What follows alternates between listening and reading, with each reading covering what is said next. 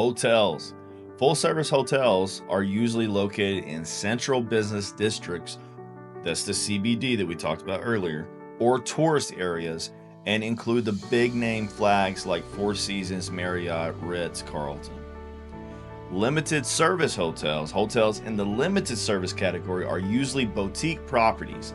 These hotels are smaller and don't normally provide amenities such as room service, on-site restaurants, or convention space.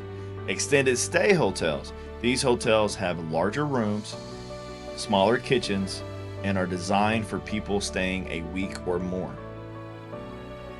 Overall, hotels, you can picture that just like we talked about earlier, where you have the CBD, and that's where your full service hotels are, your nicer, luxurious hotels, and then your limited service, then your extended stay hotels.